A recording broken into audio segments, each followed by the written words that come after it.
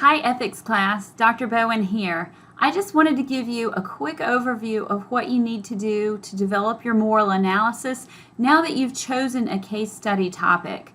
Assuming that your topic has been approved, I want you to go ahead and start doing as much secondary research as possible. Generally, that means looking at library sources, doing internet searches of various kinds, looking at data and analytics from whatever you can get in terms of social media, looking at perhaps the Hoover's Handbook of American Business and similar resources.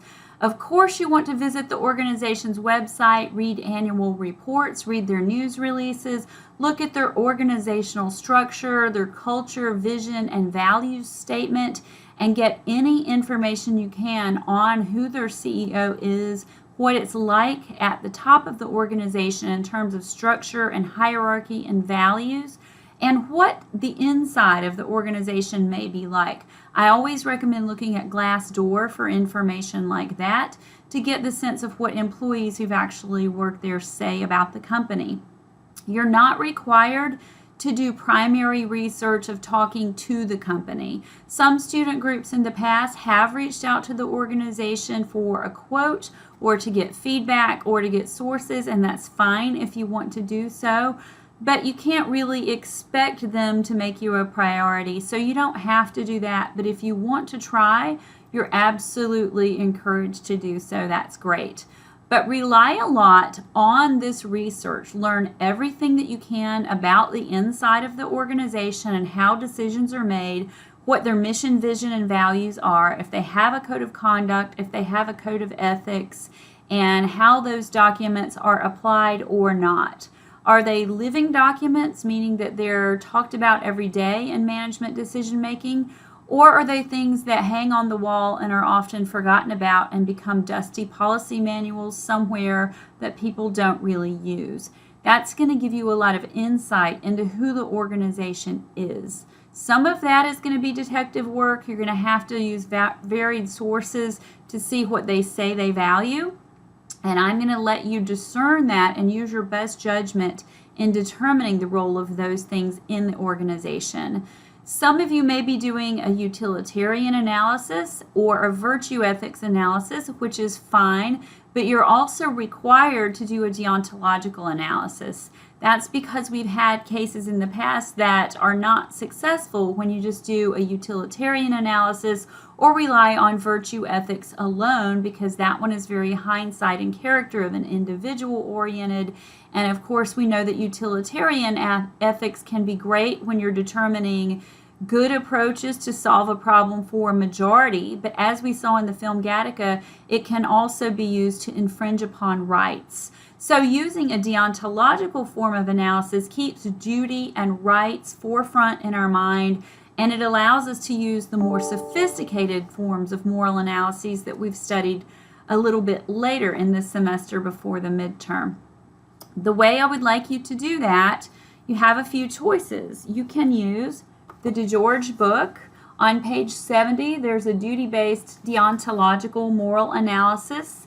And I know this is going to be mirror reversed in your video, but I also wanted to mention that on page 80, there's also a rights and justice form of analysis.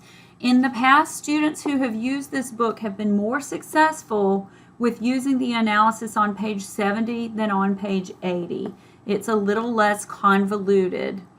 And then here's another option. If you had my management class and you have the textbook, or you have a friend or a roommate or someone you know who does, there's a deontological analysis on page 130 in figure 11.2 that will give you a way to work your way through a deontological analysis. Now this one is very simple. I still want you to work in what we know from the class in terms of critical thinking to arrive at moral autonomy, but that would give you a good framework to start talking about your case in terms of the ethical analysis.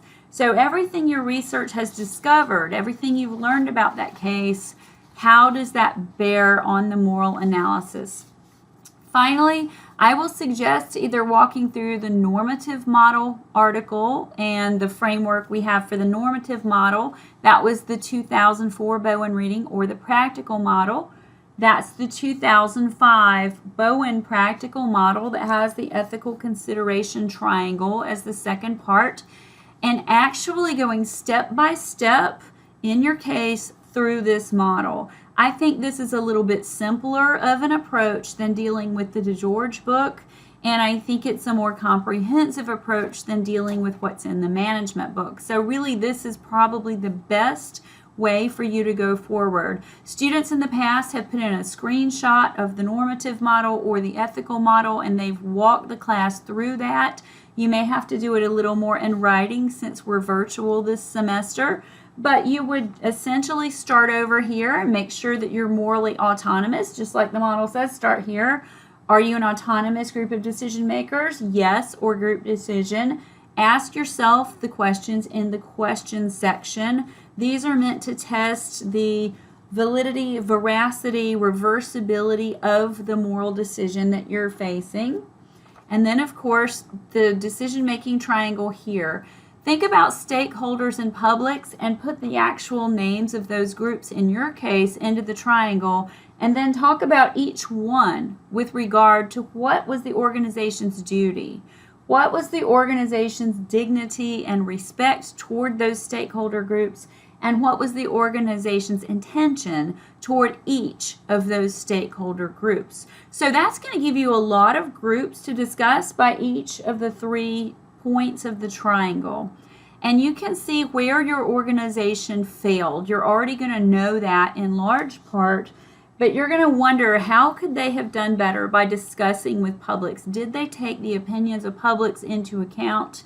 Did they do informal research? Did they do formal research to find out the beliefs and values of others outside the organization? And sometimes of internal publics, such as employees as well. Chances are they probably didn't do enough research, so you're going to be able to say what should have happened. If they did research, they would have found out that employees outside the organization, publics outside the organization, or employees inside the organization were frustrated about certain things.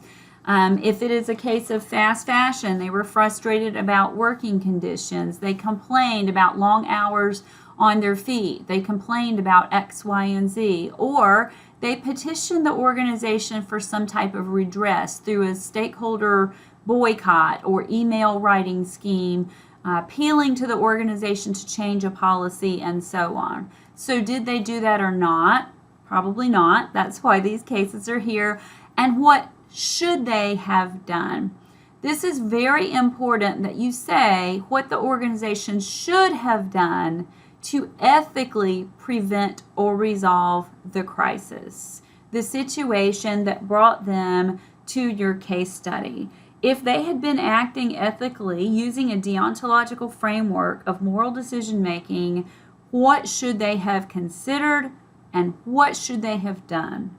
So this is really important because here you're solving your case. You're going beyond what the real world says happened into the normative ethical realm and saying, here's how to solve this situation, and that will, of course, help to prevent it in the future. So if you can prevent future problems and crises, if you can project what should have happened, we will learn the true ethics of the situation. So thank you very much for watching. I look forward to seeing your case study PowerPoints, and I wish you all very much luck. I can't wait to talk about them with you and see the final results of your analyses. Thanks so much. Bye.